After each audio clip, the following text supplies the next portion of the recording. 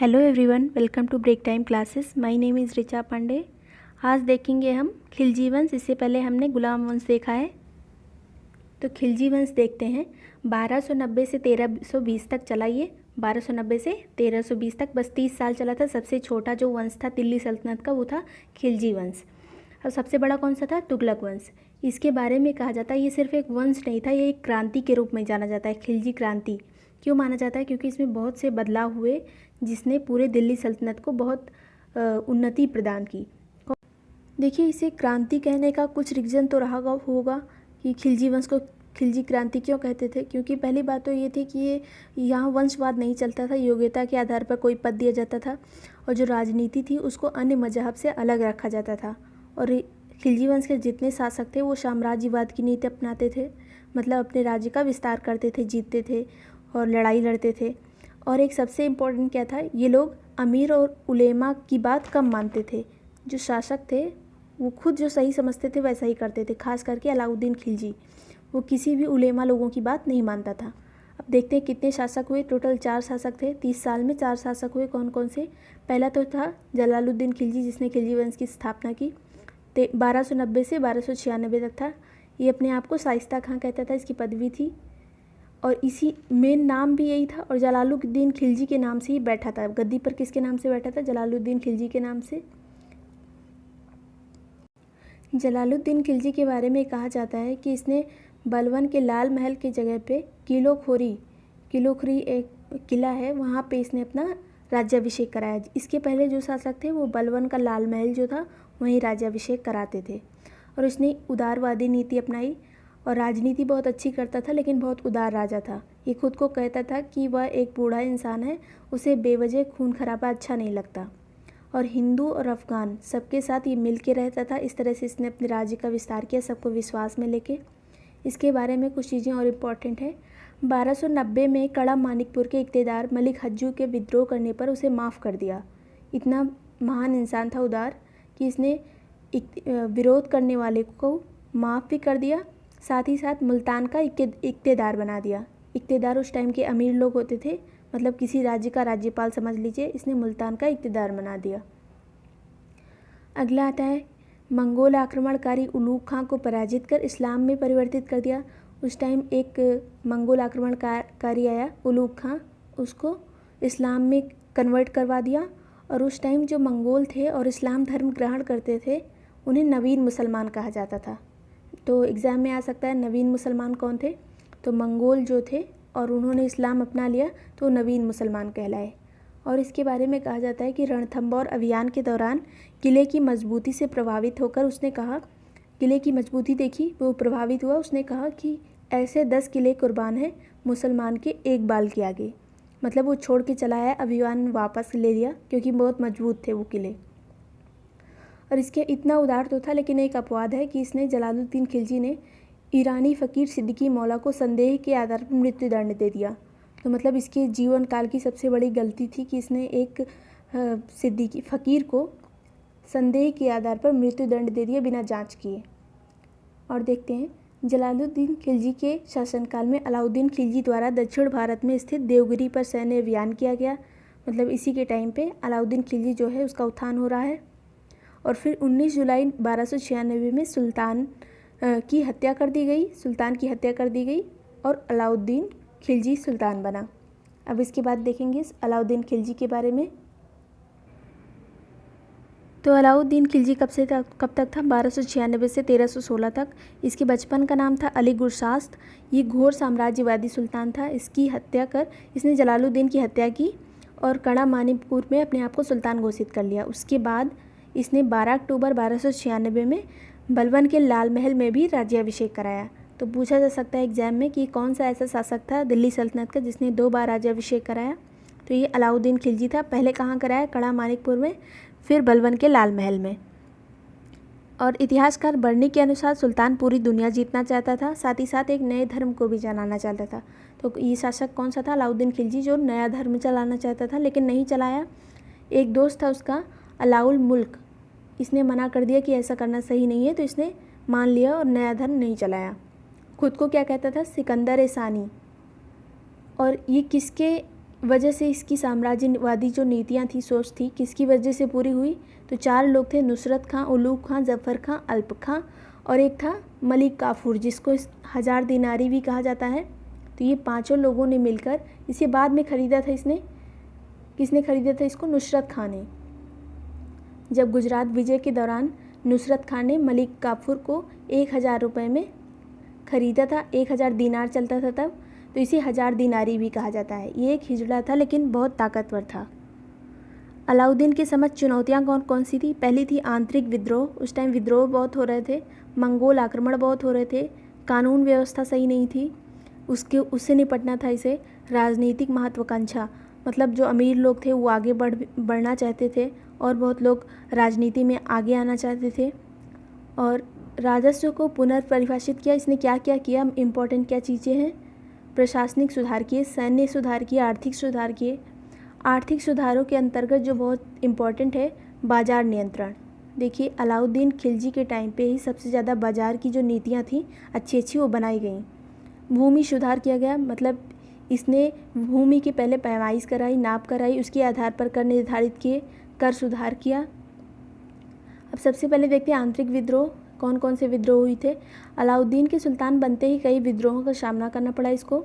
इसमें नवीन मुसलमानों का विद्रोह, जो मंगोल थे नवीन मुसलमान बने थे, उनका विद्रोह, अक्कत खां का विद्रोह, मंगू खां का विद्रोह, हाजी मौला का विद्रोह, ये प्रमुख हैं। इसमें हाजी मौला का विद्रोह सर्वाधिक घातक था। कौन सा? हाजी मौला का। आंतरिक विद्रोह के लिए इसने 4 अध्यादेश पारित किए कि ये विद्रोह कैसे दबाए जाएं। इसके लिए इसने क्या किया? संपत्ति, अमीरों को दी गई राजकीय संपत्ति को इसने जब्त कर लिया, मतलब जितनी संपत्तियां अमीर लोगों को दी गई थी वो ले ली। गुप्तचर विभाग को पुनर्गठित किया और बरीद और मुंसिद, ये बहुत इंपॉर्टेंट है, बरीद और मुंसिद की नियुक्ति की गई गुप्तचर विभाग में। ये अधिकारी थे। शराब पर रोक लगाई। किस कारण से? राजनीतिक कारण से शराब पर रोक लगाई। अमीरों के मध्य मेल मिलाप पर रोक, मतलब इसने आपस में अमीरों को मिलने से रोका और ख़ुद भी ज़्यादा इंटरेक्ट नहीं करता था, अपने आप को सुपीरियर दिखाने के लिए। और क्या था? मंगोल आक्रमण। अलाउद्दीन के शासनकाल में सर्वाधिक मंगोल आक्रमण हुए। अलाउद्दीन खिलजी ने मंगोल आक्रमणों से बचने के लिए कौन कौन सी नीति अपनाई? वो थी तलवार और लौ की नीति। देखिए, रक्त और लौ की नीति बलबन ने अपनाई थी, तलवार और लौ की नीति अलाउद्दीन खिलजी ने अपनाई। इसने 2 नगर बसाए, श्रीनगर और सीरी किले। श्रीनगर बसाया और सीरी के किले बनवाए। अलाउद्दीन खिलजी के शासनकाल में 1297 ईस्वी में कादिर के नेतृत्व में पहला मंगोल आक्रमण हुआ। पहला मंगोल आक्रमण का 1296 में शासक बना, 97 में कादिर के नेतृत्व में पहला मंगोल आक्रमण हुआ। छठा और अंतिम आक्रमण 1306 में इकबाल मंद ताइबू काबुल के नेतृत्व में हुआ। पहला कब हुआ था? 1296 में कादिर के नेतृत्व में। अंतिम यानी छठा जो था वो 1306 में हुआ। किसके नेतृत्व में? इकबाल मंद। और अलाउद्दीन का जो सेनापति था जफ़र खां, वो 1299 में मंगोल आक्रमण में मारा गया। ये भी इम्पोर्टेंट है, पूछा जा सकता है कि जो इसका सेनापति था बहुत ताकतवर था जफ़र खां, वो 1299 में किस आक्रमण में मारा गया? तो मंगोल आक्रमण में। अलाउद्दीन जो राजनीतिक महत्वाकांक्षा इसकी थी, क्या था ये? अलाउद्दीन खिलजी घोर साम्राज्यवादी था। इसकी महत्वाकांक्षा को पूरा करने के लिए उसने राजत्व को पुनर्परिभाषित किया, मतलब कर वाली नीति को इसने पुनः परिभाषित किया। प्रशासनिक सुधार किए, आर्थिक सुधार में बाजार नियंत्रण, भूमि सुधार, कर नीति और सैन्य सुधार किए, जिसके तहत इसने घोड़ों को दागने की प्रथा को शुरू करवाया। और सैनिकों का हुलिया लिखना, मतलब कैसे सैनिक, कौन से सैनिक कैसा दिखता है, ये भी लिखना शुरू करवाया। सैन्य सुधार देखते हैं पूरा। अलाउद्दीन व्यक्तिगत रूप से सैन्य सुधार में रुचि लिया। उसने स्थायी सेना का गठन किया, सेना को नगद वेतन देना शुरू किया। प्रत्येक घोड़े को 234 टंका पर ईयर दिया जाता था। सैनिकों का हुलिया लिखने और घोड़ों को दागने की प्रथा शुरू करवाई। आर्थिक सुधार में देखते हैं, अलाउद्दीन खिलजी ने अपने आर्थिक सुधारों की महत्वाकांक्षा को पूरा करने के लिए आर्थिक गतिविधियों में हस्तक्षेप किया। लेनू पुल एक इतिहासकार हैं, वो कहते हैं अलाउद्दीन राजनैतिक अर्थशास्त्री था, मतलब इसके टाइम पे जो आर्थिक नीतियाँ थी वो बहुत अच्छी चल रही थी। अलाउद्दीन खिलजी के आर्थिक सुधारों की विस्तृत जानकारी किस में है, किस किताब में? बर्नी ने लिखी है तारीख़ फिरोज़शाही। इसमें अलाउद्दीन खिलजी की जो आर्थिक सुधार थे वो इसमें लिखे गए हैं। तारीख़ी फिरोज़शाही के अतिरिक्त अमीर खुसरो के खजाइन उल फुतूह, देखो याद कर लेना, तारीख़ी फिरोज़शाही बर्नी ने लिखा है, खजाइन उल फुतूह जो ये पुस्तक है ये किसने लिखा है, अमीर खुसरो ने। और इसामी के फुतूह ए सलादीन किसने लिखा है, इसामी ने। खजाइन उल फुतूह फिरोज़ शाह ने। तारीख़ी फिरोज़शाही किसने लिखी है, तारीख़ी फिरोज़शाही लिखी है बर्नी ने।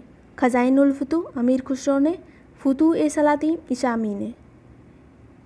और इब्न बतूता के किताबुल रहला में भी इसके बारे में लिखा गया है। आर्थिक सुधारों की जानकारी प्राप्त होती है, सभी पुस्तकें जो ऊपर की थी इसमें आर्थिक सुधारों के बारे में लिखा गया है।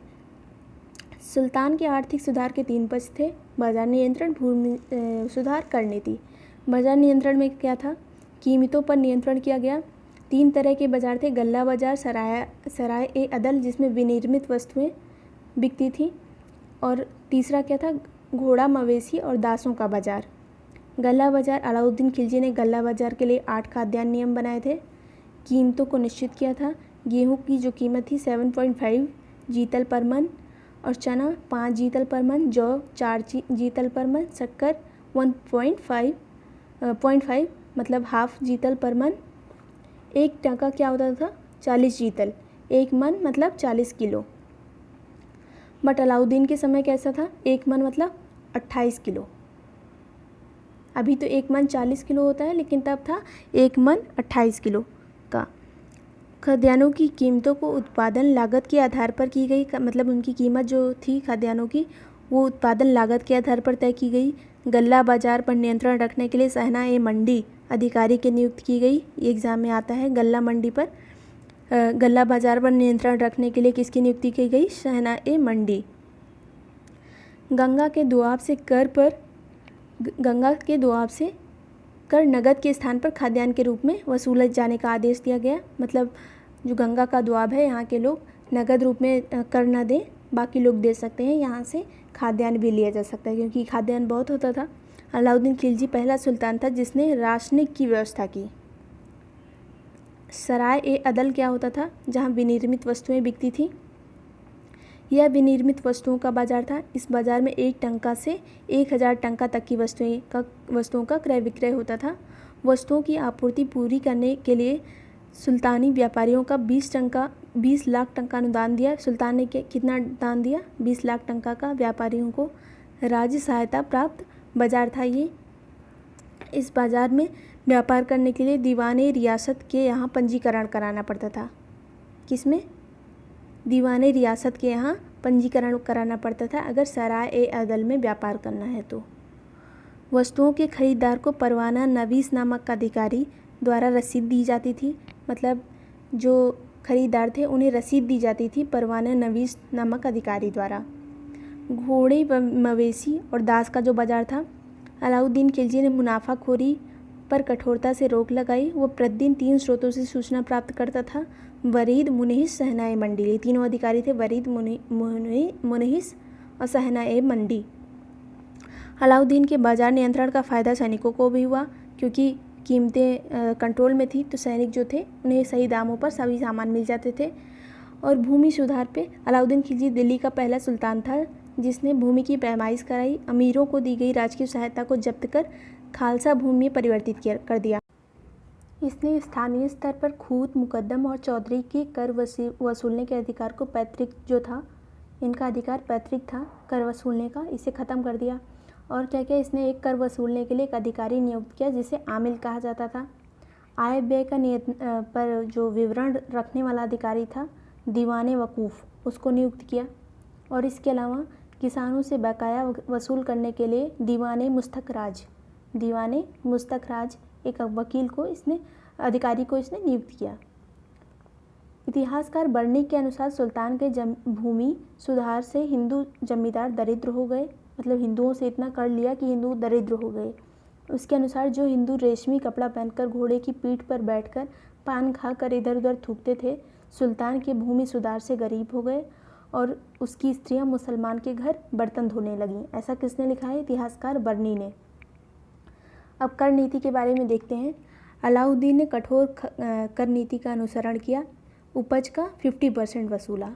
इसने उपज का 50% वसूला, लेकिन ये पहले पैमाइश कराता था 50%। मोहम्मद तुगलक ने भी, जो मोहम्मद बिन तुगलक था, उसने भी 50% वसूला था, लेकिन उसने बिना पैमाइश कराए ही 50% वसूला, इसलिए उसकी नीति जो है वो फ्लॉप हो गई और अलाउद्दीन खिलजी की जो नीति थी वो अच्छी थी। इसके अतिरिक्त घरी और चर कर वसूला, मतलब घर का भी कर लिया इसने और जानवरों पे भी कर लिया। इसे कहते हैं घरी और चरी का कर। इसने खुम्स क्या होता है? लूटपाट का हिस्सा। इसने लूटपाट का 80% स्वयं रखा और 20% सैनिकों को दे दिया। और अलाउद्दीन खिलजी के आर्थिक सुधार पूरी तरह सफल रहे, क्योंकि हालांकि उसने नीतियों को अमल में लाने के लिए कठोर अनुशासन जारी रखा। पूरी तरह से निरंकुश शासक था ये। अलाउद्दीन एक अच्छा प्रशासक था। इसके दरबार में 46 विद्वान रहते थे, जिसमें अमीर खुसरो जो था वो राजकवि था, ये कला का संरक्षक था। अमीर हसन, जो भारत के सादी के रूप में जाना जाता है, भारत के सादी के रूप में किसे जाना जाता है? अमीर हसन को। इसके दरबारी थे ये लोग। इसके अतिरिक्त अलाउद्दीन खिलजी दिल्ली में एक सीरी महल बनवाया, सीरी नगर की स्थापना की, हौज खास मतलब एक तालाब बनवाया जिसका नाम था हौज खास, 1000 सितून, अलाई दरवाज़ा। और ये अलाई दरवाज़ा जो है ये इस्लामी वास्तुकला का रत्न कहा जाता है इसे। ये सब बनवाया था इसने। अलाउद्दीन का अंतिम समय जो था कष्ट में बीता। वह जलोदर नामक बीमारी से मरा। कैसे मरा था? एक बीमारी हो गई थी जलोदर। इसकी मृत्यु के पश्चात मलिक काफूर द्वारा झव्या पाली से उत्पन्न शिहाबुद्दीन को सुल्तान घोषित किया गया। स्वयं को संरक्षक घोषित किया किसने? मलिक काफूर ने। किंतु कुतुबुद्दीन मुबारक खिलजी द्वारा हत्या कर दी गई। शिहाबुद्दीन की हत्या कर दी गई और 1000 दिनारी की भी, मतलब मलिक काफूर की। अब अगला आता है, कुतुबुद्दीन मुबारक खिलजी खुद राजा बन गया। वह एक अयोग्य शासक था। अलाउद्दीन खिलजी तो बहुत योग्य था, उससे पहले जलालुद्दीन भी अच्छा था। फिर आता है कुतुबुद्दीन मुबारक खिलजी, ये अयोग्य शासक था। इसने खलीफा की उपाधि खिलाफत उल्लाह और अलवासिक बिल्लाह धारण की खुद ही। बर्नी इसके बारे में कहता है कि सुल्तान को नग्न स्त्री पुरुषों की तरह की संगत पसंद थी। कभी कभी सुल्तान नंगे ही दरबार में दौड़ लगाता था। इसे हसन मुबारक नामक व्यक्ति से विशेष लगाव था। हसन मुबारक ने सुल्तान की हत्या कर स्वयं को सुल्तान घोषित कर दिया। जिससे इसे लगाव था उसी ने इसकी हत्या कर दी। और इसके बाद आता है नासिरुद्दीन खुसरो, जो खिलजी वंश का अंतिम शासक था। 15 अप्रैल 1320 से 7 सितंबर 1320 तक कुछ महीने था। इसे खुद को पैगंबर का सेनापति कहा और खुद ही इसकी उपाधि धारण कर ली। और इस्लाम खतरे में है का नारा दिया। इसने कहा कि इस्लाम खतरे में है। ये खुद इस्लामिक नहीं था, मतलब ये खुद मुसलमान नहीं था, बाद में बना था। और इसने कहा इस्लाम खतरे में है। तुर्क अमीरों को अपने पक्ष में करने के लिए राजकोष से धन बांटे। इसने धन बांटना शुरू कर दिया और इस तरह से खिलजी वंश का पतन हो गया। इसी क्रम में इसने 5 लाख टंका सूफी संत निजामुद्दीन औलिया को दान किया था। किसने 5 लाख टंका दिया था? निजामुद्दीन औलिया को। वो था ये नासिरुद्दीन खुसरो। और मुल्तान के गवर्नर गाजी मलिक द्वारा नासिरुद्दीन खुसरो की हत्या कर दी जाती है लास्ट में। और फिर गाजी मलिक जो था उसने तुगलक वंश की स्थापना कर दी। तुगलक वंश का पहला शासक कौन था? गाजी मलिक। देखिए आज के लिए इतना ही। इस तरह से आज हमने पूरा खिलजी वंश पढ़ लिया। इससे पहले हमने कौन सा वंश पढ़ा था? गुलाम वंश। खिलजी वंश भी खत्म हो गया। आगे का तुगलक वंश हम बाद में देखेंगे। Thank you so much for watching break time classes. Video को लाइक करना मत भूलिएगा। Thank you.